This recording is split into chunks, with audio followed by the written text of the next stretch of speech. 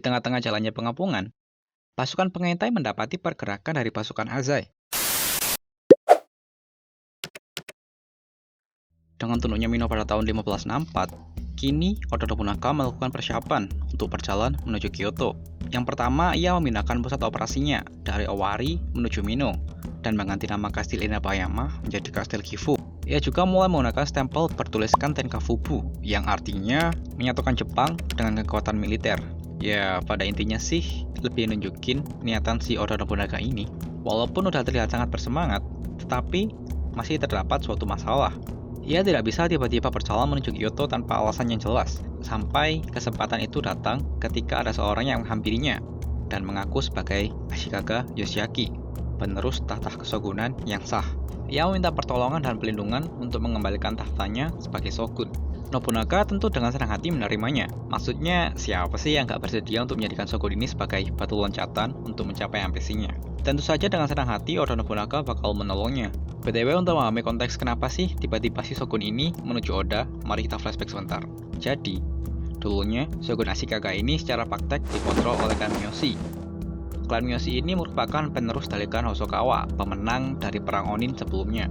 Nah, gejolak politik terjadi setelah meninggalnya kepala klan Miyoshi.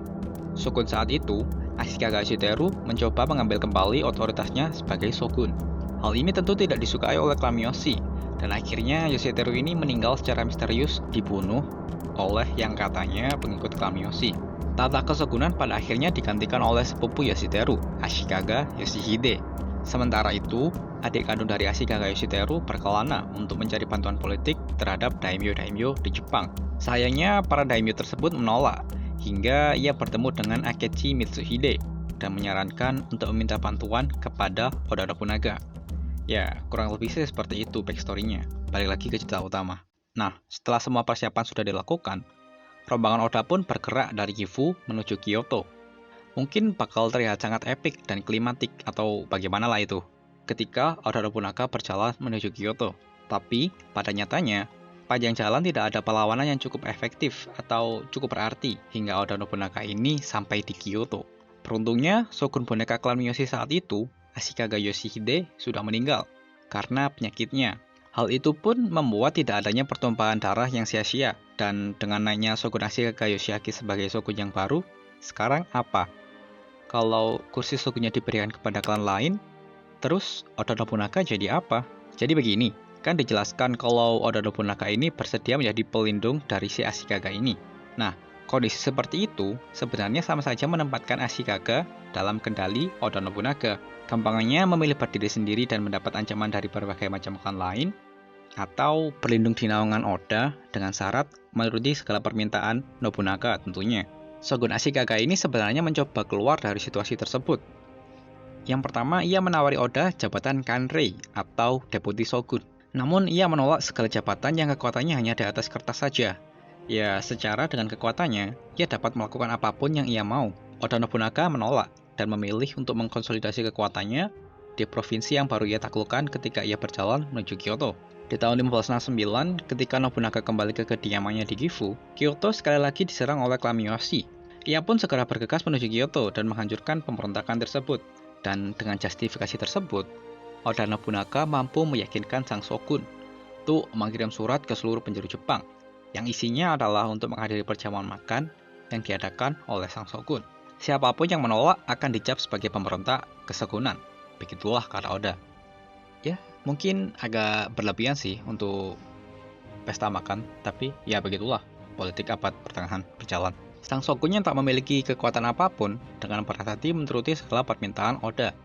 Tetapi di balik layar, ia juga terus mencoba mengurangi pengaruh Nobunaga ini. Secara diam-diam, ia mencoba membangun koalisi anti Nobunaga yang bertujuan untuk mengembalikan otoritasnya sebagai seorang shogun. Sesampainya surat tersebut di tangan daimyo, tanggapan mereka bermacam-macam. Tapi kebanyakan dari mereka merasa kalau undangan ini adalah jebakan, dan klan yang merasa terganggu dengan hegemoni Oda Nobunaga dengan tegas menolak. Tapi perlu diingat, hal ini juga didorong oleh sang shogun yang ingin menjatuhkan Oda Nobunaga. Salah satu di antaranya adalah klan Asakura. Di sisi lain, tindakan yang dilakukan oleh sang shogun tentu diketahui betul oleh Oda Nobunaga. Tapi karena kompleksnya hubungan diplomatik zaman Sengoku, Oda Nobunaga tidak bisa semena-mena menurunkan Shogun Ashikaga ini dari jabatannya. Ia pun akhirnya menghadapi klan yang ia anggap memberontak kesogunan satu persatu, dimulai dari klan Asakura di utara. Pada tahun 1570, pasukan Oda menginvasi kediaman Asakura.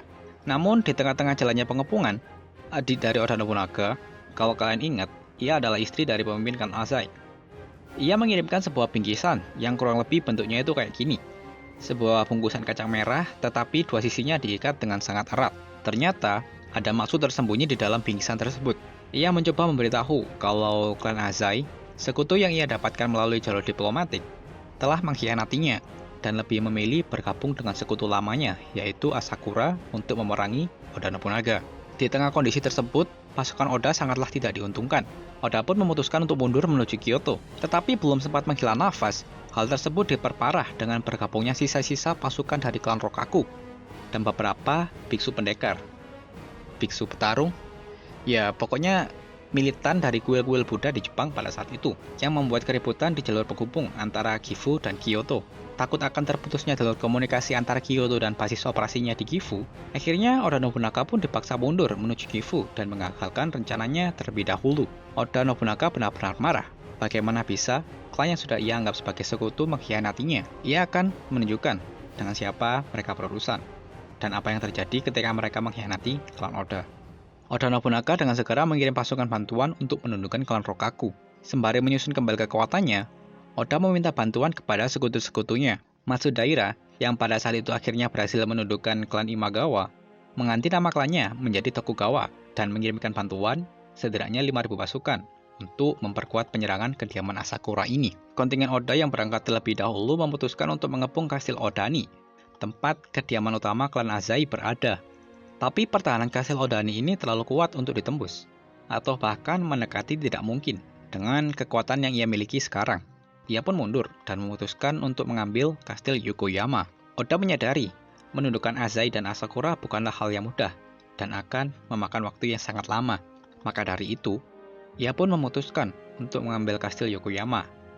Setidaknya, dengan begitu garis komunikasi antar Kyoto dan Gifu sudah teramankan.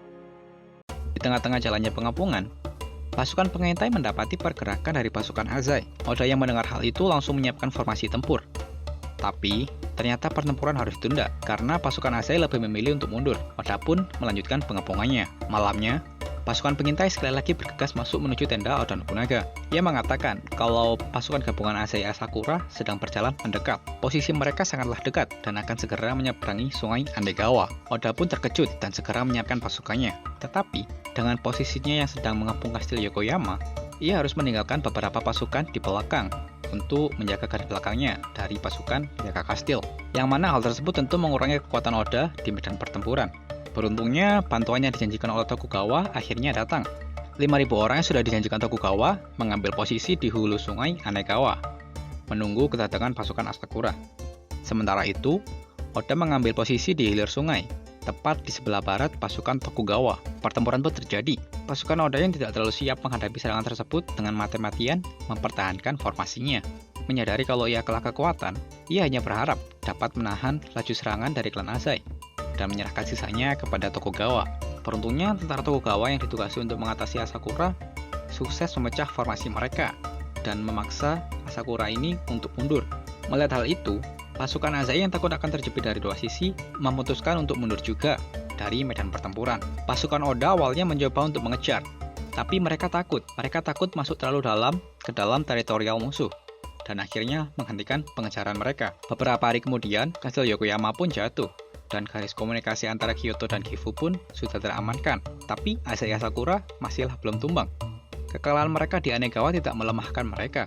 Buruknya lagi, kebijakan ekspansionis Nobunaga ini tentunya memancing banyak sekali musuh. Pada akhirnya, terasa seperti tidak berguna sekali. Oda Nobunaga yang sudah berusaha payah mencari alasan untuk mengurangi sesedikit mungkin musuh yang akan ia hadapi, nyatanya tidak ada bedanya. Pada akhirnya, para daimyo tetap memusuhi Oda Nobunaga, tetapi Oda Nobunaga masih jauh dari kata menyerah. So ya, itu dulu cerita dari gue tentang pengepungan Anegawa. Saksikan kelanjutan series ini di mana Oda Nobunaga harus menghadapi koalisi kekuatan besar dari barat. Ya, Uesugi Kenshin dan Takeda Shingen. Boom.